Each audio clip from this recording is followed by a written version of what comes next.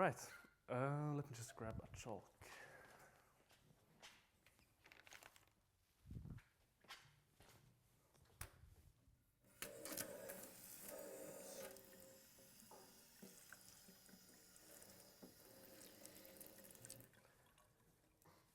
So I figure we could just start with a short repetition of where we ended yesterday.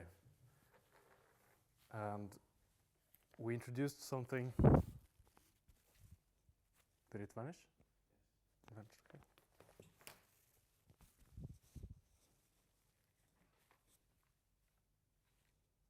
Oh, can you hear me okay without it?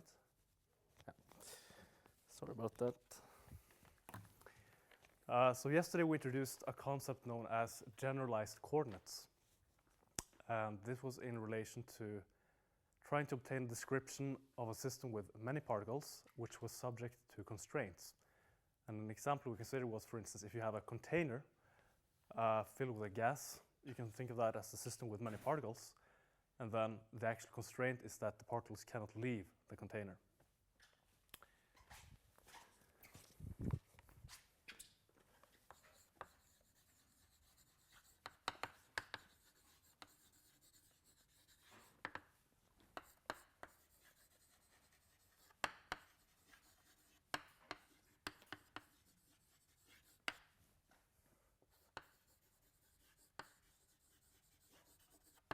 So the generalized coordinates take into account constraints. And these constraints generally make the original coordinates describing the system dependent on each other. So say you have, just to use a concrete example,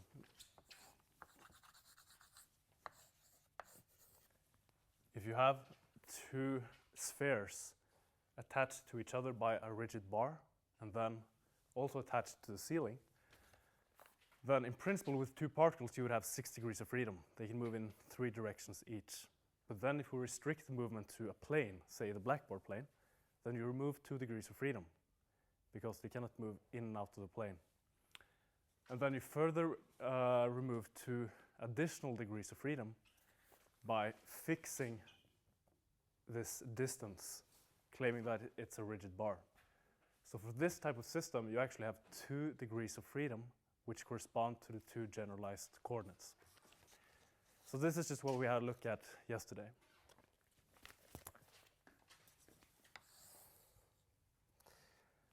And we had actually just briefly begun to derive the Lagrange equations, which are a very central concept in this course.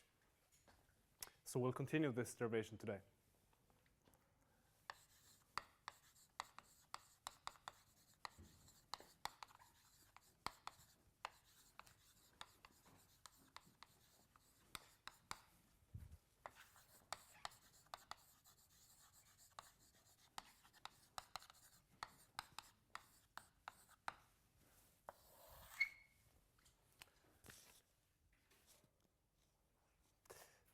So related to this, we introduced another concept known as a virtual displacement.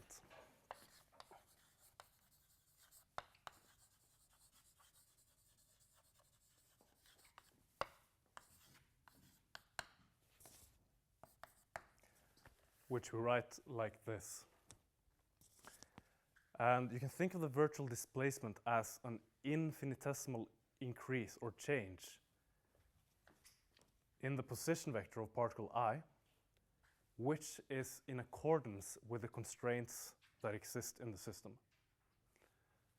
So this is different from a normal infinitesimal quantity, because for a normal infinitesimal quantity, which we would write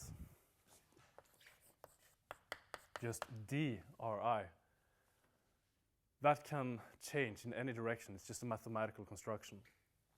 Here we add some content. We actually said, okay, so this is a infinitesimal change, but it has to be in accordance with the constraints of the system. Can you see if I write here? No? Okay.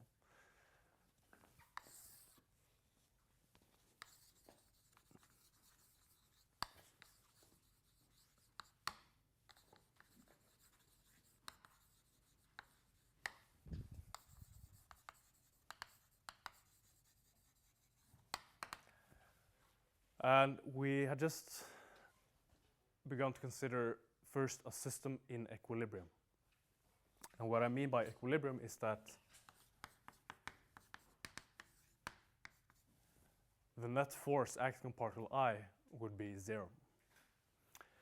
And then we introduced a decomposition of this force.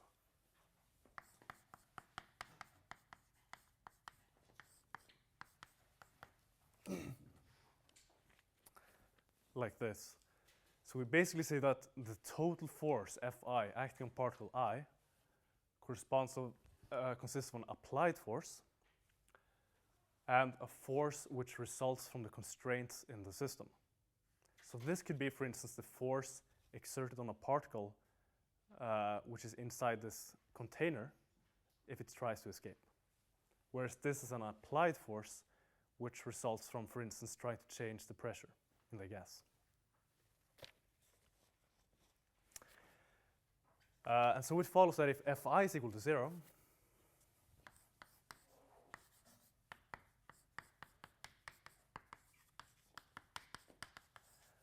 then obviously the sum over all Fi's multiplied or dotted with the virtual displacement of the position vector Ri also have to be 0, because each term is 0.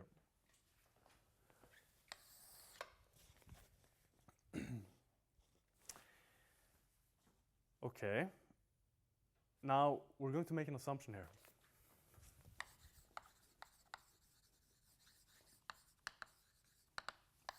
So please let me know if my writing is too small for those of you on the back rows.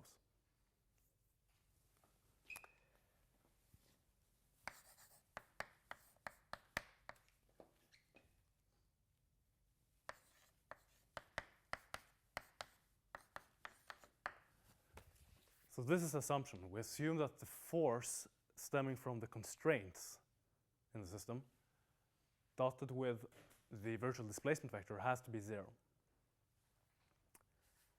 That doesn't necessarily mean that the actual force is 0, but at least it means that these two vectors have to be perpendicular.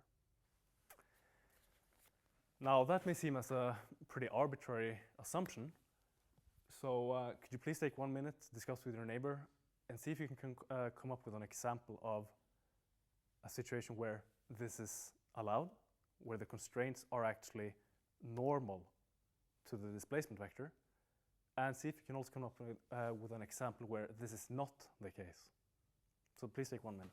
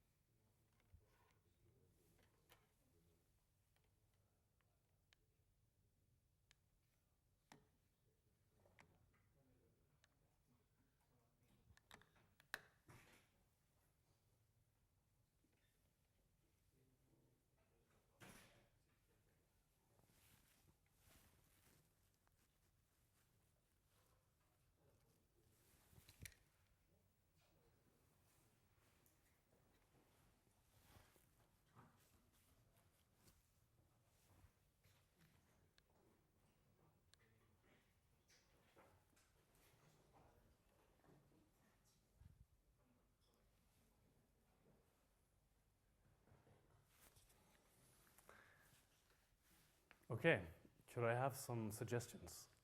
Let's say first for the case where this is actually the case.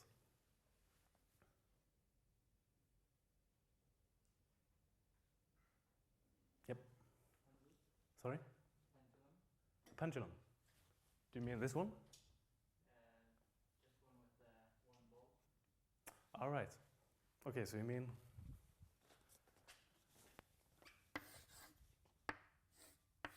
oops, sorry. Something like this. Yeah. That's a very good example.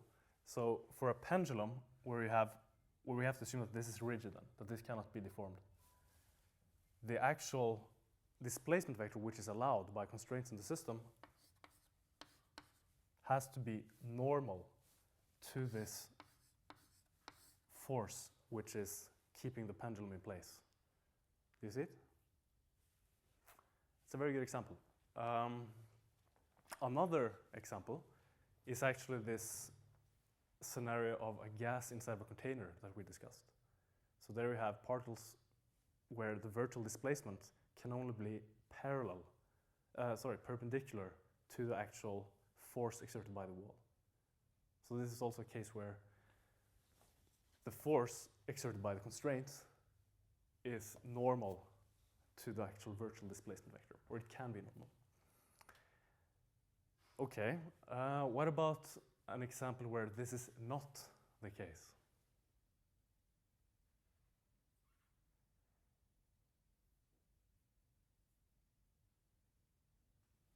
So in other words, a scenario where the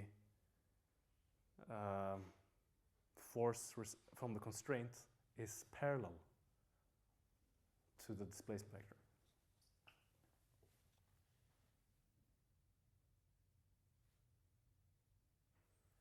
Well, at least we have to exclude all scenarios including friction, because friction acts parallel to displacement.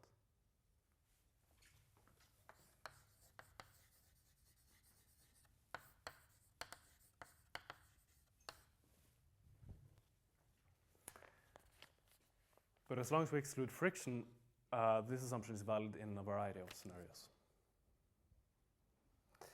Okay, so let me now insert this decomposition of the force into our equation here.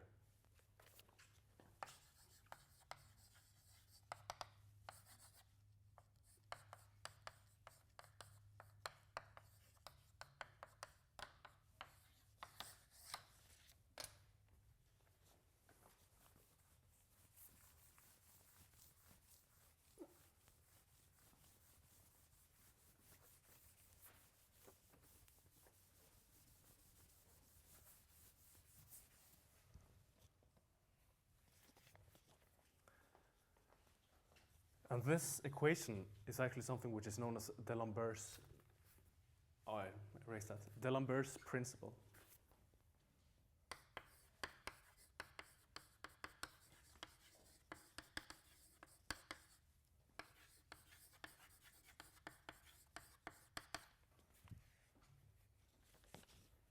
Or alternatively, the law on virtual work.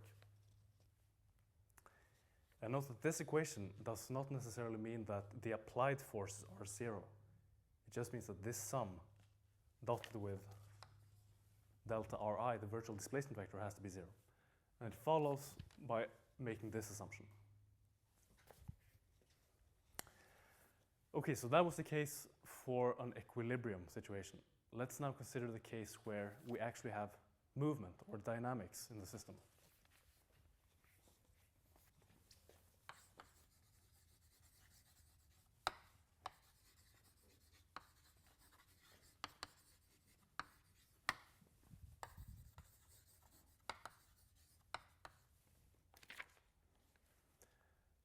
So in that case, the forces acting on particle I are not necessarily zero.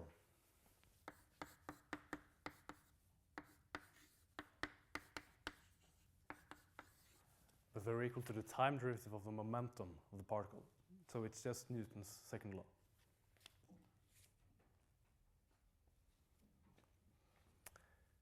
Okay, so let's now make a similar decomposition of this force. It consists of an applied force and the forces resulting from constraints in the system.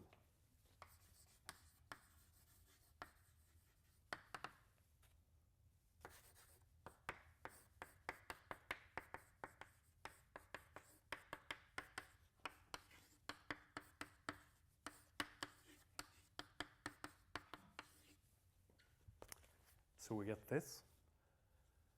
And again, we'll make the assumption that the contribution from these constraint forces are zero.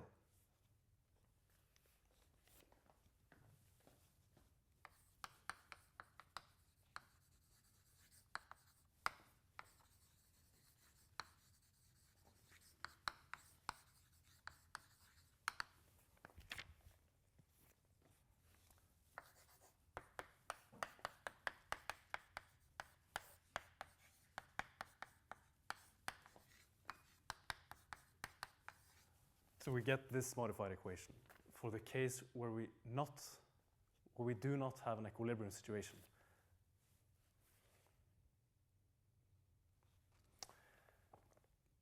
So what we'll attempt to do now is to proceed with this equation and see how this actually leads up to Lagrange's equations.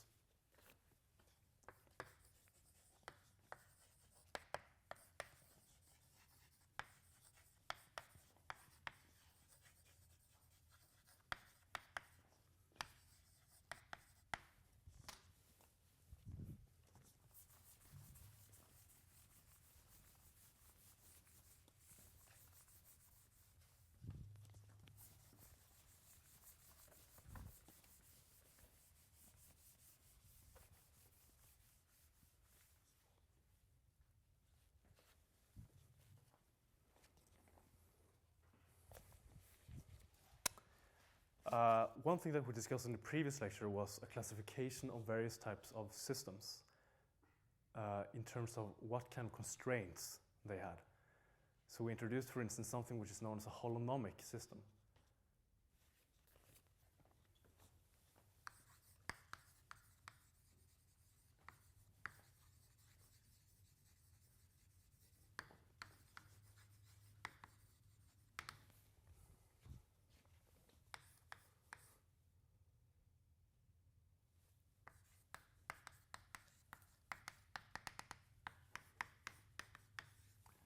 And the definition of a holonomic system is that the constraints in the system can be written like this. Okay, and then we'll introduce these generalized coordinates, which we also discussed in the previous lecture.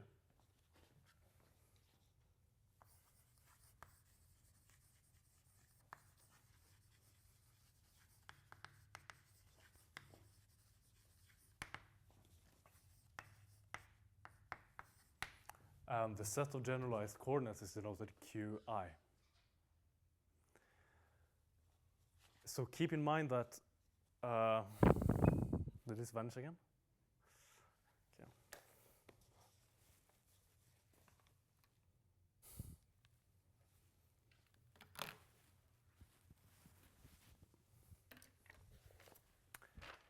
So keep in mind that the number of generalized coordinates in a system with constraints has to be fewer than the number of original coordinates.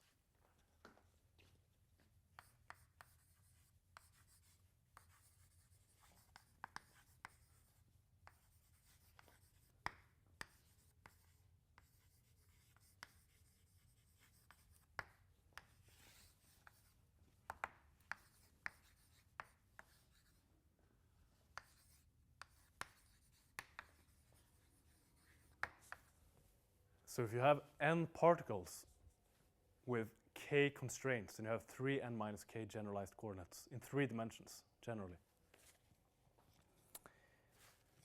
Okay, so introducing these generalized coordinates, we can write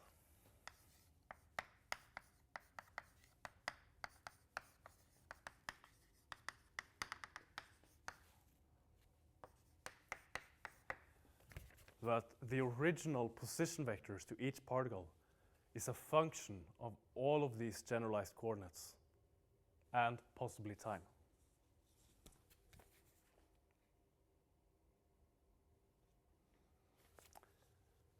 So if this is the case,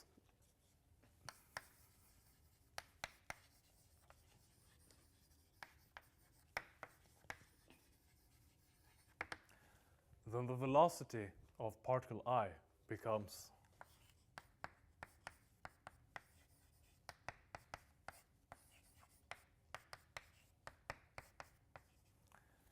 it's just the usual definition, the time derivative of Ri, which I've written here in 2 ways. It can be written either explicitly by this derivation operator or with a dot on top of it. This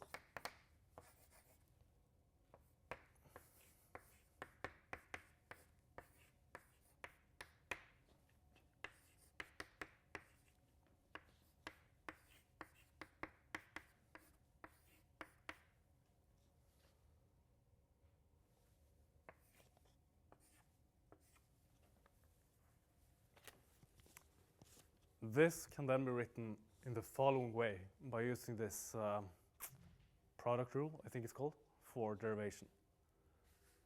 That if Ri depends on Q, you can write the total derivative like this.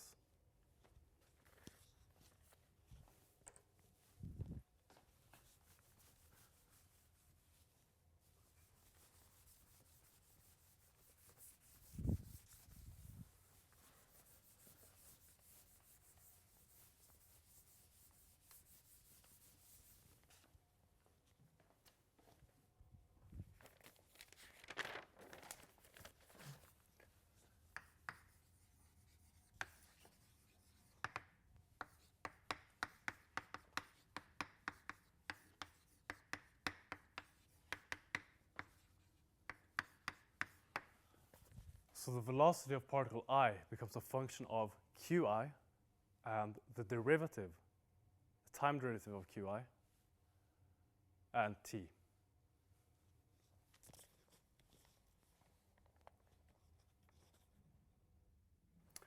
In a similar way, we can write this virtual displacement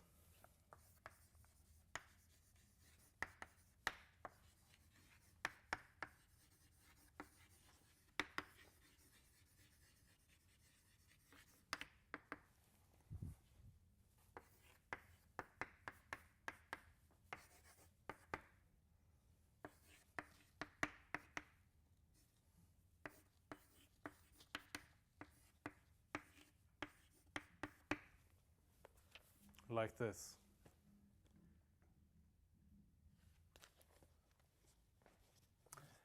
And note that there's no virtual displacement in time. We're only considering virtual displacements in the generalized coordinates, and there's no delta t, for instance.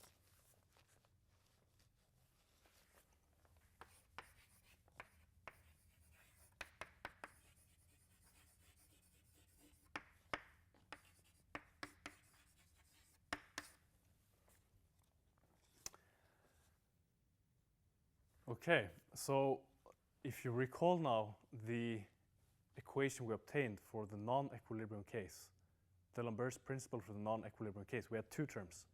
We had a sum over I, and then the applied force minus the time derivative of momentum was dotted with a virtual displacement vector, should be 0. So let's have a look at the first term.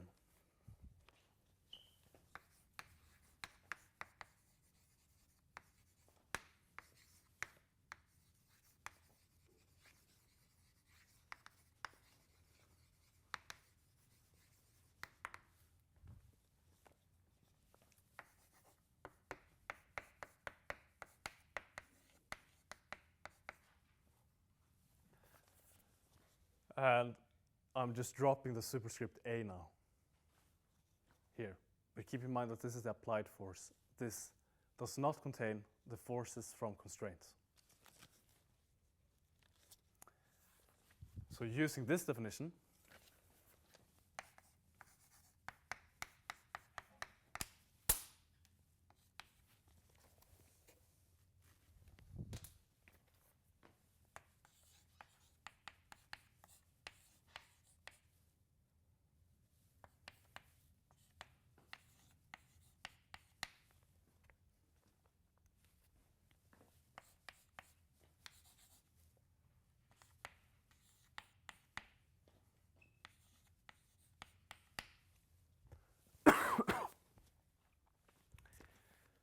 so I'm here defining the quantity large Qj.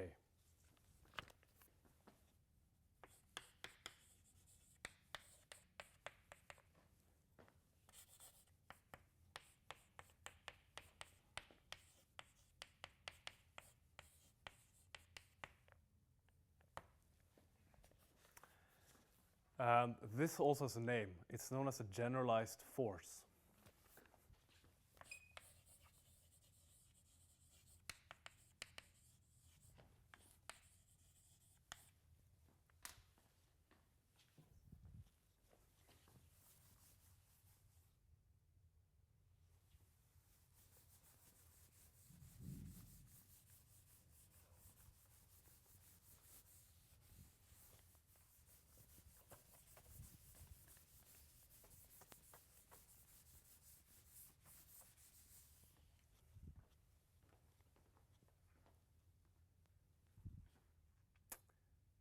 Okay.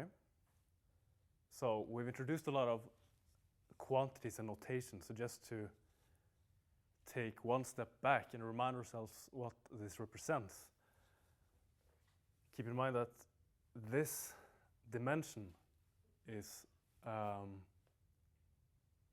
dimension of this is energy, because Q is a force and delta Qj has dimension length, and so force multiplied with length becomes work, which has dimension energy.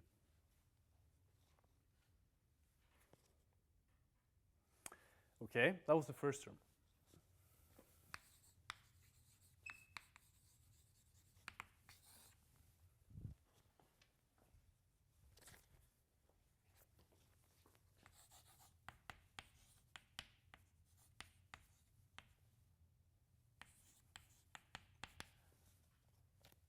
We have this.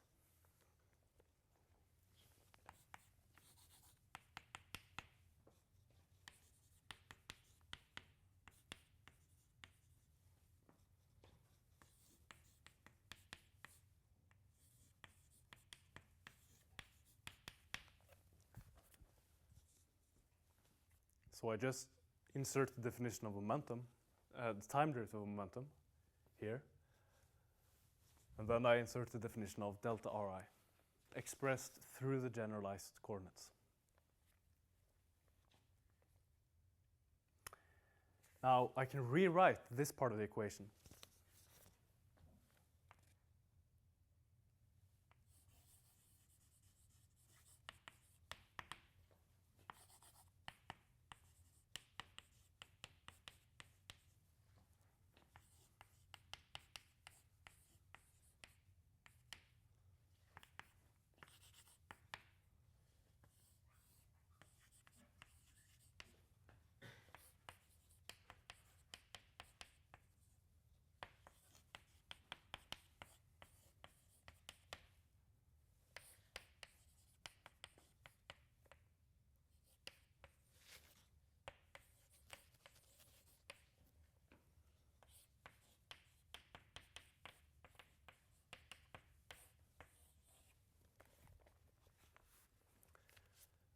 So we're assuming here that the masses of each particle, mi, they're time independent, they're constant.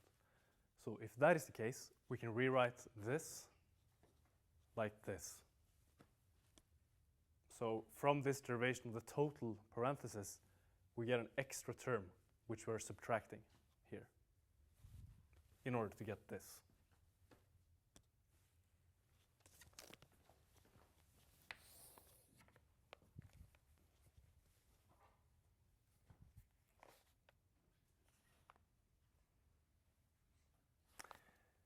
Now, it turns out that we can actually interchange the time derivative operator and the derivative operator with respect to Qj.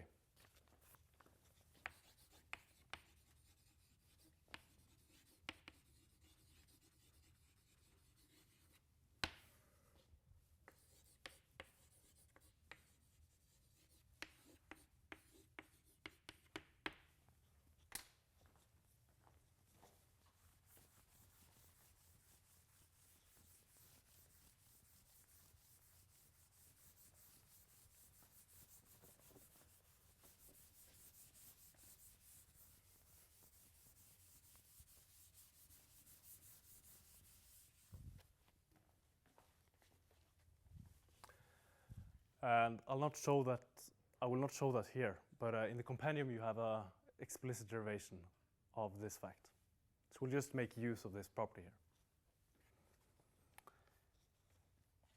So we have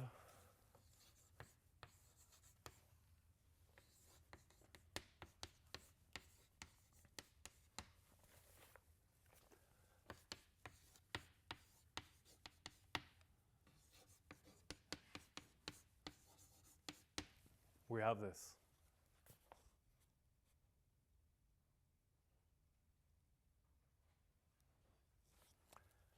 And in a similar way,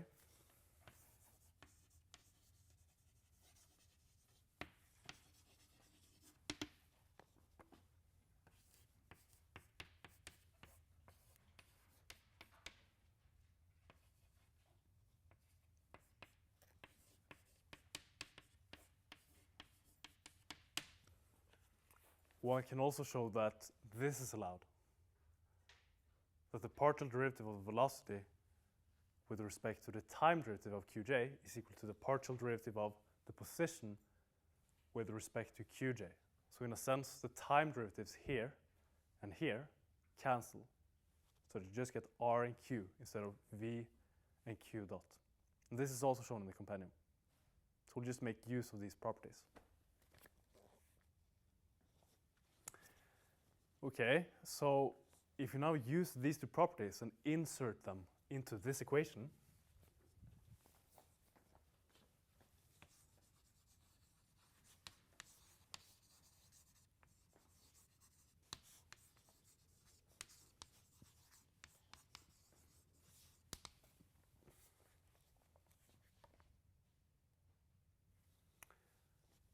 we get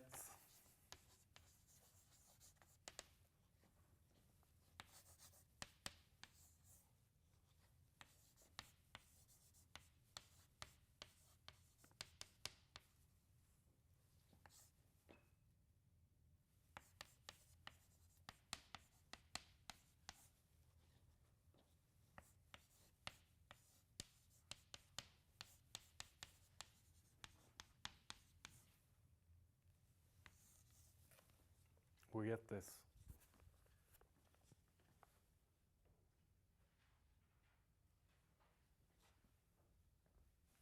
So we insert the relation on the far right side, and in addition to this relation into this equation,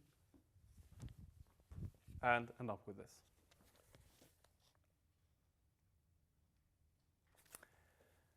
And if we now introduce, as we did in the previous lecture, the kinetic energy,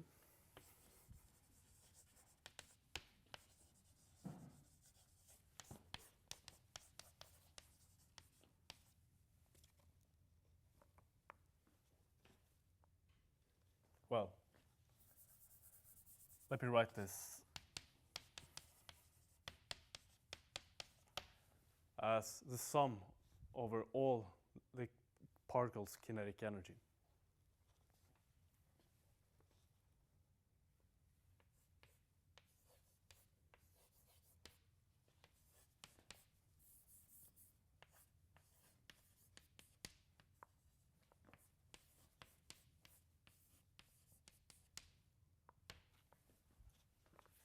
We get this just by inserting t here and here.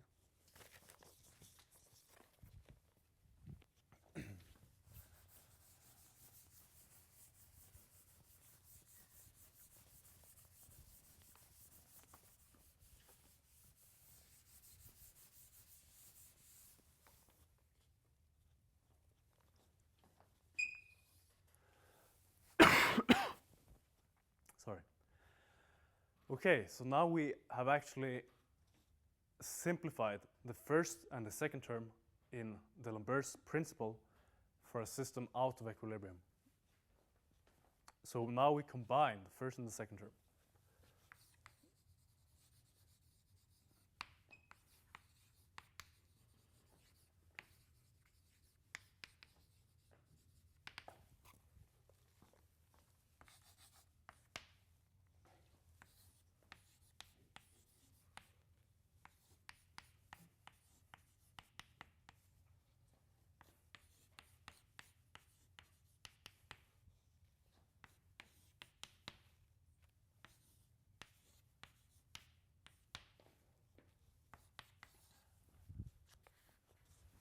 And we get this. This is the contribution from the second term. And this is the contribution from the first term, where we introduce the generalized force of the system.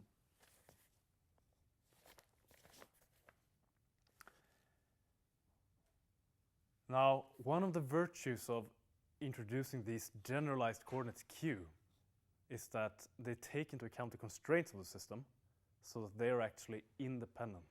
The original position vectors are dependent on each other if you have constraints in the system, but the generalized coordinates q take into account these constraints and thus are independent. So it means that each delta Qj in this sum is independent on each other.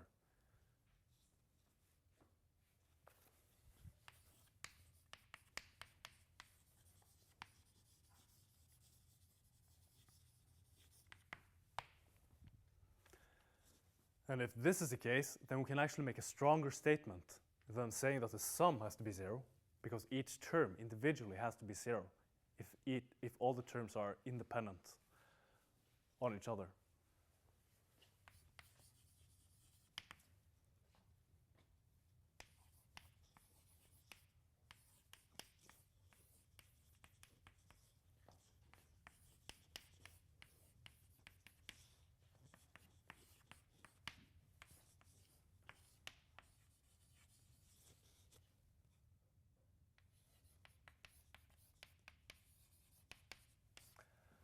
So what we have at hand is a number of n second-order differential equations.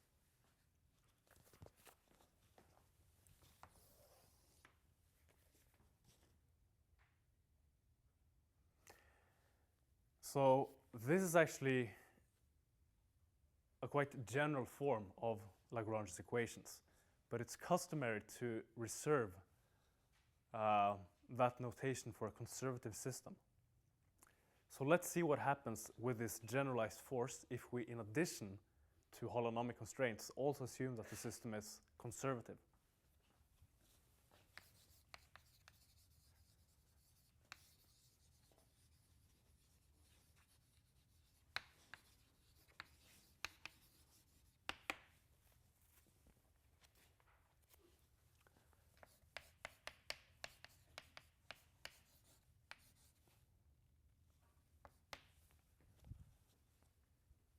For a conservative system, we know that the work performed on a particle depends only on the start and the end position.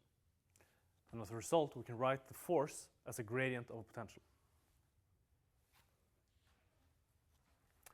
So what kind of consequences does this have for the generalized force Qj?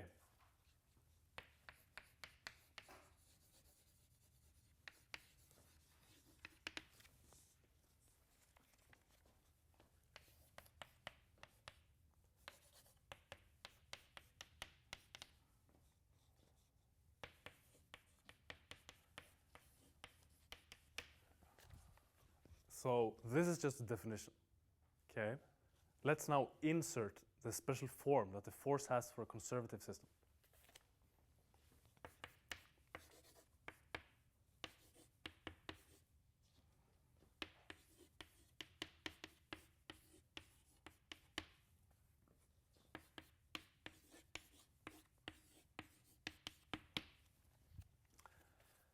So this term is actually just the product rule of derivation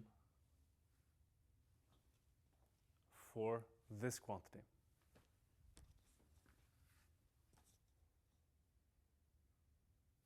So keep in mind that the potential depends on the position vectors r. So the derivative of v with respect to q, the partial derivative, can be written like a sum, like this, since r depends on q.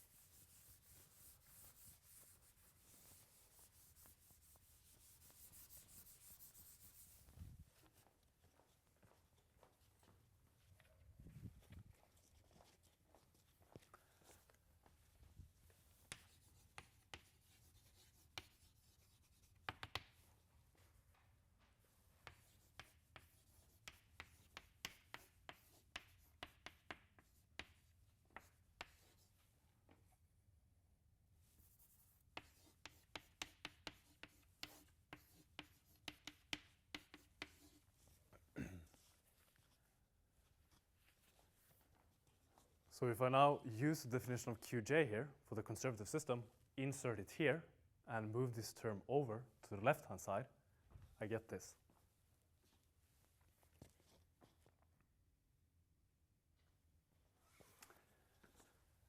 And if we make a quite general assumption once more that this potential that the force derives from is independent on the velocities in the system, but only depending on the position in the system, we can make one more simplification. So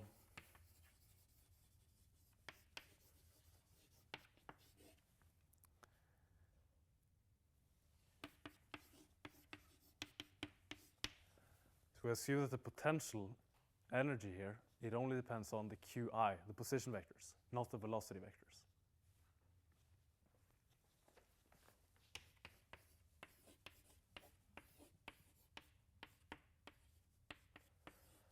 And this is the same as saying that the partial derivative of v with respect to q dot has to be 0. Which means that I can add, yeah, sorry. Do we still have a time-dependent potential? We'll get back to that issue. Yep. So if this is 0, we can actually just add it to this equation.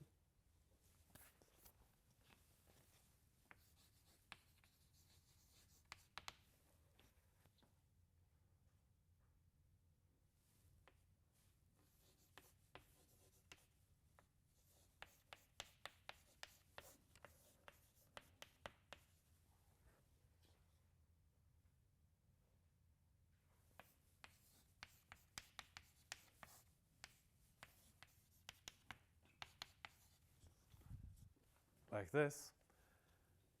And let me now introduce the Lagrange function.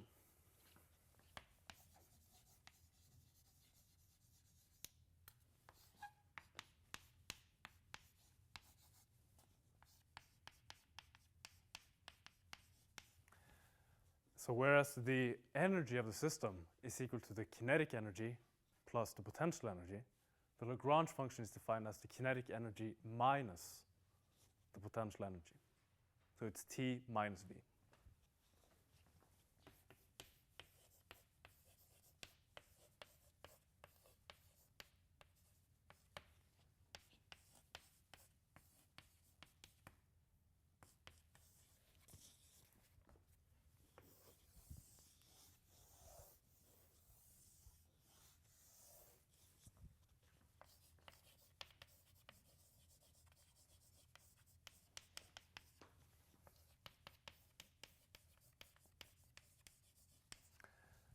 And this is probably the most central equation in this course.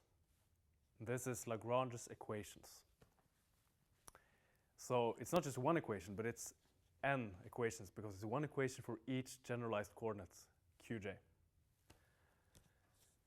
And let's just remind ourselves of the assumptions we made to arrive at this result. We assumed holonomic constraints, and we assumed that the system was conservative in order to write L equals T minus V.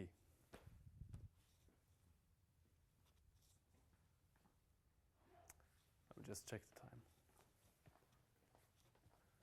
Yeah. I'll get back to your question about the time dependence of the potential, but I think we'll take a 15-minute break.